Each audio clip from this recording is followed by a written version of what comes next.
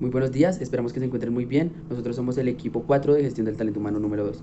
El día de hoy vamos a hablar sobre la teoría de la productividad marginal y algunas de las teorías propuestas por Adam Smith. Nuestro equipo está conformado por Sari Velasco, Sofía Villamil, Natalia Camacho, Juliana Bejarano y quien les habla, Manuel Montaño. John Bates Clark nació el 26 de enero de 1847 y murió el 21 de marzo de 1938. Fue un economista neoclásico estadounidense al cual se le conoce por ser uno de los pioneros del marginalismo y de oponerse a la economía institucional. Además de ello, también se le conoce por la medalla John Bates Clark, el cual es un reconocimiento que se le otorga a todo estadounidense menor a 40 años que haya hecho una gran contribución al pensamiento económico y también al conocimiento. Ahora hablaremos propiamente de la teoría de la productividad marginal. Según esta teoría, los factores de producción se remuneran por su productividad marginal, la cual está definida como el aumento obtenido en la producción por la utilización de una unidad adicional del factor, pues manteniendo todos los demás constantes.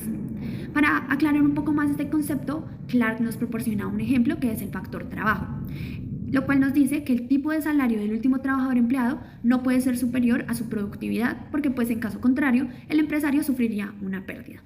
En resumen, el trabajo se remunera por su productividad marginal y es importante resaltar, y Clark lo hace con énfasis, que la hipótesis de competencia es crucial para obtener este resultado. Pero todavía no tenemos una teoría del salario. Lo que sabemos, dice Clark, es que la productividad marginal del trabajo decrece cuando aumenta el empleo. En estas condiciones, la curva decreciente de la productividad marginal, junto con la igualdad entre el tipo de salario y la productividad marginal, es la curva de demanda del factor trabajo en función de su precio. Añadamos que la regla de la productividad marginal se extiende al conjunto de la economía, que es el factor trabajo se reparte entre los distintos empleos de manera tal que las productividades marginales de las distintas unidades homogéneas es la misma en todos ellos. Como podría ser de otro modo si los trabajadores racionales buscan siempre el salario más elevado. Pero también hay que resaltar, y Clark lo subraya explícitamente, que esta teoría solo es válida si se cumplen dos hipótesis restrictivas. La primera se refiere a que la economía se encuentra en un estado estacionario, es plenamente competitiva y la previsión, la información y la movilidad de los factores son perfectas. La segunda supone que el estado estacionario se alcanza con el pleno empleo. Y él nos comenta que desde su punto de vista, esta teoría solo podría ser una de las que participe en la determinación del salario de largo plazo. Ahora bien, la productividad marginal es un indicador bastante interesante para las empresas debido a que este permite determinar la cantidad óptima de un recurso. En este caso, las decisiones económicas se toman comparando el coste y el ingreso marginal. El ingreso marginal se estima multiplicando la productividad marginal por su valor, es decir, la producción extra que aporta el nuevo empleado por el precio de venta de ese mismo producto.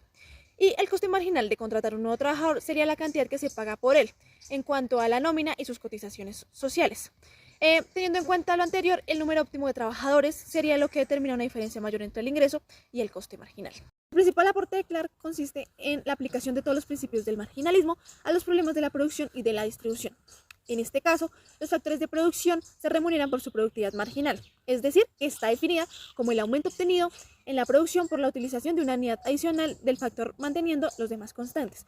Como podemos ver, la fórmula nos indica que la productividad marginal es igual a delta Q sobre delta L, entendiendo que delta Q es la productividad sobre el delta L, que se entiende como la cantidad de trabajo. Por consiguiente, el salario no se puede elevar debido a la baja productividad marginal. Entonces, estaría condicionada por un gran número de obreros. De ahí se infiere que Clark saca la conclusión en el sentido que para elevar el salario de los obreros es indispensable limitar su procreación. Lo que sabemos, dice Clark, es que la productividad marginal del trabajo crece cuando aumenta el empleo. ¿Esto qué quiere decir? Que en este caso vemos la curva de productividad marginal. Esta curva inicialmente crece, llega a un máximo que coincide con el punto de inflexión de la función producción total y ahí comienza a disminuir, donde pues finalmente vemos que se vuelve negativa. A medida que se le añade más y más factores que sean variables, en este caso el trabajo, al capital fijo, en este caso pues sería la maquinaria, entra en juego la denominada ley de rendimientos decrecientes, la cual explicó mi compañera anteriormente. Las curvas de productividad marginal y media están muy relacionadas, pues se puede observar aquí en la gráfica que cuando la productividad marginal es mayor que la productividad media o el producto medio en este caso, esta última es creciente. De igual forma, o de forma inversa, cuando la productividad marginal es menor que la productividad media, esta se hace decreciente. Y finalmente la productividad marginal y la productividad media se cruzan en el punto en donde esta última alcanza su máximo. Ahí como podemos ver es el punto E. Y este volumen de producción se llama o recibe el nombre de punto óptimo técnico. Vamos a presentar el caso de una textilera la cual tiene como condiciones iniciales 5 trabajadores, 5 máquinas y una instalación de 500 metros cuadrados. La textilera produce diariamente 100 camisas diarias. Se toma la decisión de contratar un nuevo trabajador, pero los factores siguen siendo los mismos, es decir, los mismos metros cuadrados de instalación y 5 máquinas. Ahora la producción diaria es de 110 camisas, es decir, el sexto trabajador está produciendo tan solo 10 camisas diarias, lo que sería la producción marginal, mientras los otros trabajadores producían 20 camisas diarias.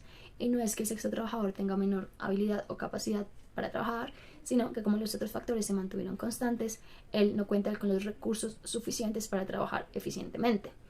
Esto, digamos, por ejemplo, cada trabajador usa una máquina. Entonces, como solo hay 5 máquinas, solo 5 trabajadores pueden usar pues cada máquina. El sexto trabajador no tendría con qué máquina trabajar. Y así esto va a pasar cada vez que se contrata un nuevo trabajador, los recursos disponibles no van a ser suficientes para aumentar la productividad. Entonces cada vez la producción marginal va a ir disminuyendo. Y esto es lo que se conoce como la ley de rendimientos decrecientes, que nos dice que cada trabajador adicional va a aportar menos que el anterior. Esto debido pues a que los recursos son constantes, a que los otros recursos son constantes. Y pues va a llegar un momento en que el aumento de la productividad va a ser cero, o incluso se puede disminuir la productividad. Al igual, lo mismo pasaría si, por ejemplo, se mantienen constantes los trabajadores, pero se aumenta el número de máquinas. ¿Qué va a pasar? Que solo hay 5 trabajadores y, digamos, 5 máquinas no van a tener por quién ser usadas. Entonces va a haber un aumento de costos y una disminución en la rentabilidad. Adam Smith es el primer economista académico y fundador de la economía política clásica. Él establece relaciones con muchos filósofos y pensadores ilustrados que influyeron de forma decisiva en su forma de entender como tal toda la sociedad y el mundo como tal que lo rodeaba. En sus teorías económicas, lo que él realiza es una combinación entre historia, filosofía, desarrollo económico, la parte de la psicología y la ética. Por otra parte, él habla acerca de la riqueza de las naciones. Para Smith, en la medida que haya libertad individual, cada persona podrá beneficiar al interés común en general.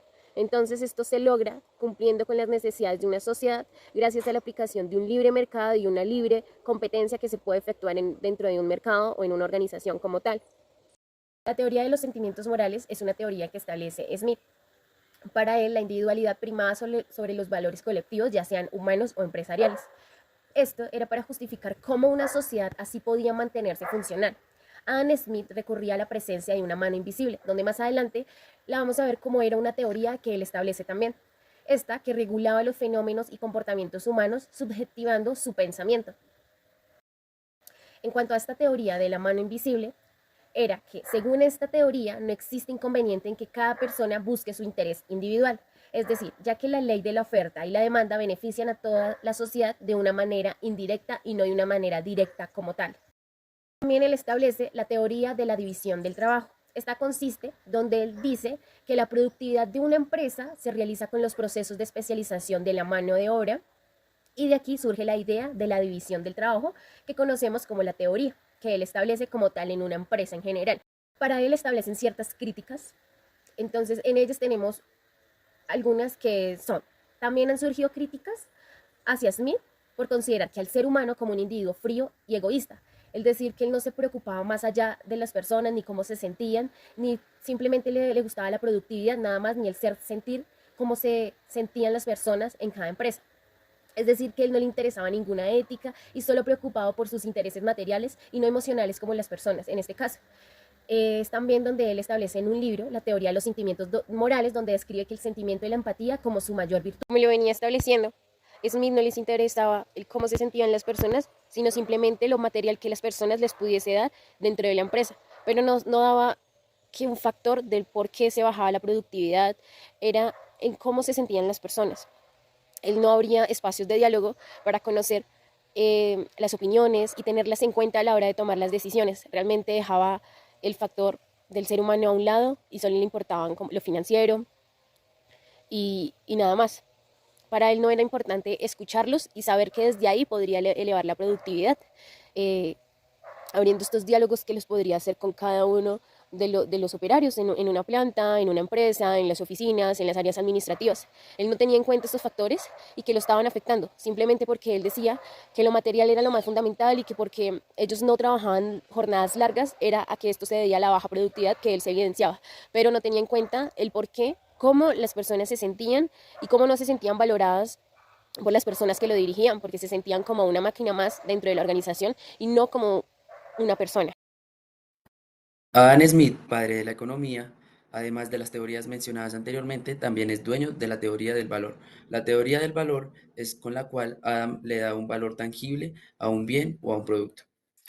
En esta teoría se distingue entre dos valores, el valor de uso y el valor de cambio. El primero proviene de la necesidad que satisface. Si satisface una necesidad primaria, el valor de uso va a ser mayor. Si satisface una necesidad secundaria, terciaria o una necesidad de ocio, el valor de uso va a ser menor. Por ejemplo, el producto es un bien alimenticio. Satisface una necesidad primaria, el valor de uso va a ser mayor. Si el producto satisface una necesidad de ocio, por ejemplo, un juguete, va a ser un valor de uso menor. El valor de cambio es el precio pagado en el mercado para adquirirlo. Según Adam, esto depende de la cantidad de trabajo que se use para producir el producto. Entonces, si un vestido se demora en hacerse 2 horas y unos zapatos se demoran en hacerse 1 hora para cambiar un vestido, se deben tener dos zapatos, porque este se demoró 2 horas y este 1 hora. Nos dice que este es un pensamiento un poco retrógrado y que para dar un buen valor de cambio, se debe tener en cuenta otra teoría llamada teoría de costes. Nos dice que los consumidores no van a pagar según los tiempos necesarios de producción y que estos tampoco conocen estos tiempos, por lo cual el valor del producto o bien se debe dar dependiendo de tres pilares: la remuneración de los trabajadores, las ganancias del empresario y las rentas del dueño de la tierra o del local. Entonces, que para dar este precio al bien, se deben tener también en cuenta tres factores fundamentales o actores que intervienen aquí. Los trabajadores, que son los dueños de la fuerza laboral, los inversionistas o capitalistas, que son los que dan el dinero para esta producción, y los terratenientes, que son los dueños de los terrenos de las empresas o de las maquinarias. Cada una de estas teorías fueron los que destacaron a Adam Smith, pero además de esto es reconocido y conmemorado en la historia porque fue uno de los economistas más famosos del mundo, ya que convirtió la economía de una materia a una ciencia, combinando la historia, filosofía, psicología y ética. Además de esto, destacó por su excelente papel de docente y su buen papel desempeñado como decano. Esto lo llevó a convertirse en rector de la institución de la Universidad de Glasgow.